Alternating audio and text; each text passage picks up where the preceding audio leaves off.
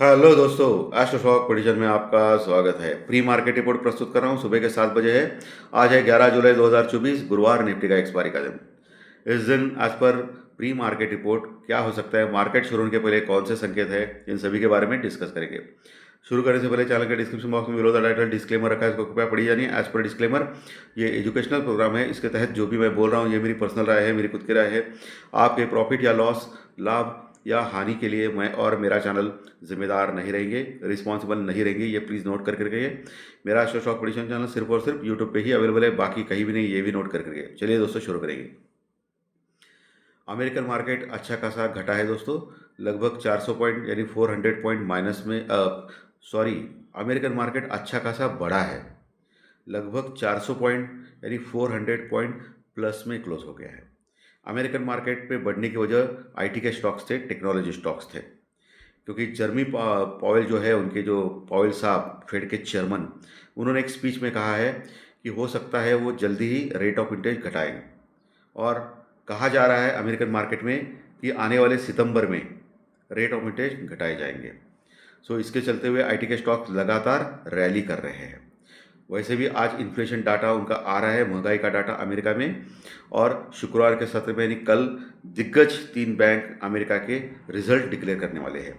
हमारे यहाँ भी इंडिया में आज टीसीएस अपना रिजल्ट डिक्लेयर करेगा दोस्तों। सो आज का दिन बहुत बहुत इम्पोर्टेंट माना जाएगा दोस्तों।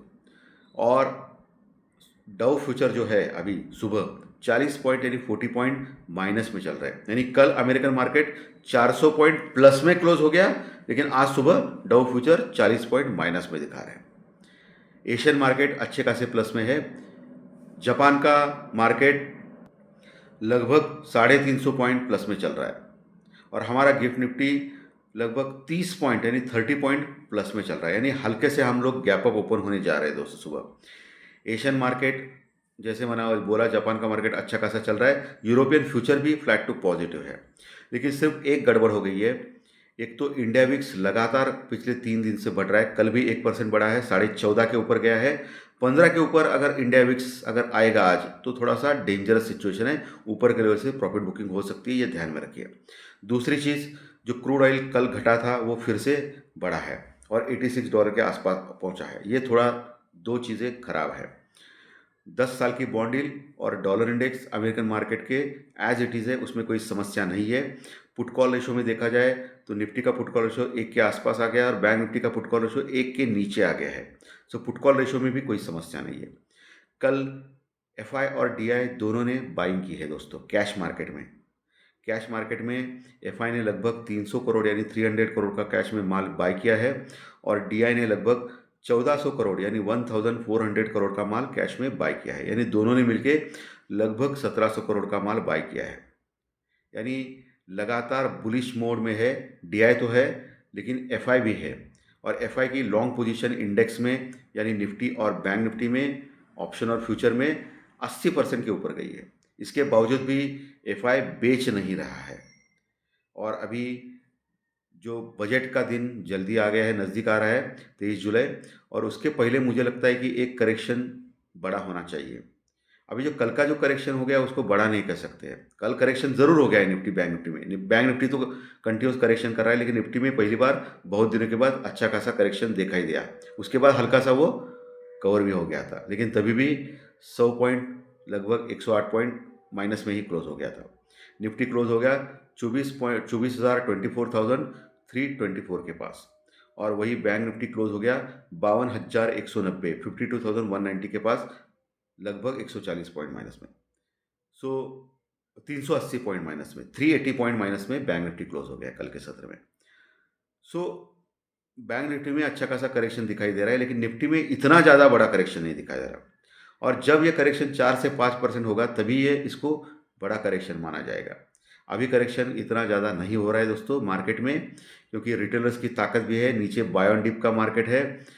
मैंने आपको लेवल भी बोले थे कल के सत्र में, 24,150 से लेके 24,220, 24,150 से 24,220, ये लेवल बहुत इंपॉर्टेंट है, ऐसे मैंने कल सुबह प्री मार्केट रिपोर्ट में बोला था। और एग्जैक्टली कल का लो जो भी है 24,150 के आसपास का है।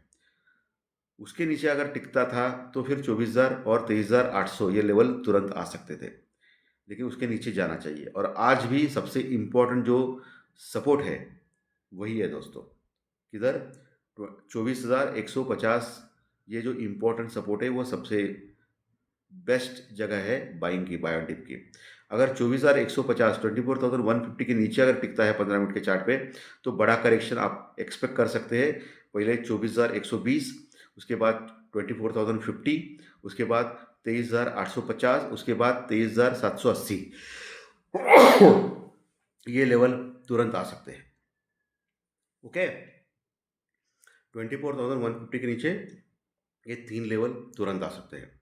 कौन से 24,120, उसके बाद 24,050, 23,000, 24,000, उसके बाद 23,950, 23,850 और 23,780।